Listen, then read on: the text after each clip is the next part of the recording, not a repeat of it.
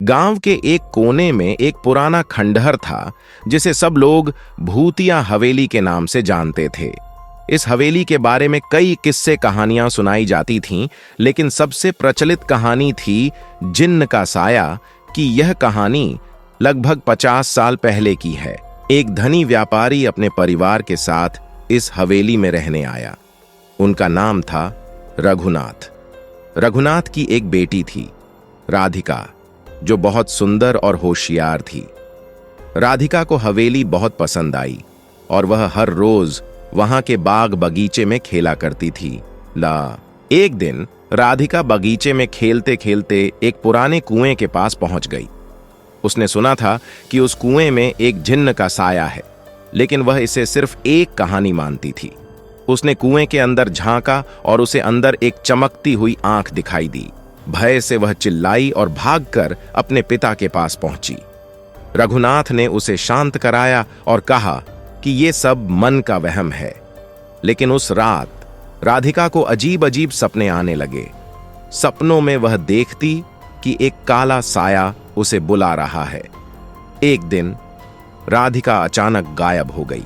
परिवार वालों ने हर जगह तलाश की, लेकिन वह कहीं नहीं मिली।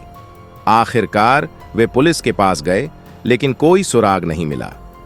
तभी गांव के एक बुजुर्ग ने बताया कि इस हवेली में एक जिन्न का साया है जो बच्चों को अपने कब्जे में ले लेता है।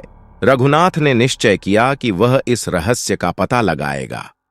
वह रात के समय उस कुएं के पास गया और मंत्र पढ़ने लगा। अचानक हवेली के चारों ओर तेज हवाएं चलने लगीं और एक काले साए ने रघुनाथ को घेर लिया। उस साए ने बताया कि वह इस हवेली का जिन्न है और यहां रहने वाले लोगों की आत्माओं को कब्जे में कर लेता है। रघुनाथ ने साहस दिखाया और जिन्न से कहा कि वह अपनी बेटी को वापस चाहता है। जिन्न ने शर्त रखी कि अगर रघुनाथ उसे हर साल एक निर्दोष आत्मा देगा तो वह राधिका को छोड़ देगा। मजबूर होकर रघुनाथ ने यह शर्त मान ली। अगले ही दिन राधिका घर वापस लौट आई, लेकिन उसकी आंखों में अजीब सी चमक थी। रघुनाथ ने गांव वालों से इस बात का जिक्र नहीं किया और हर साल एक निर्दोष आत्मा जिन्न को समर्पित करता रहा। समय बीतता गया, लेकिन जिन्न का साया हवेली पर छाया रहा। गांव वालों ने धीरे धीरे इस हवेली को त्याग दिया और वह फिर से वीरान हो गई। आज भी जो भी उस हवेली के पास जाता है, उसे राधिका की आवाज सुनाई देती है, जैसे वह मदद के लिए पुकार रही हो। कहते हैं कि रघुनाथ का परिवार भी उस जिन्न के साए से बच नहीं सका और धीरे धीरे उनका वंश समाप्त हो गया।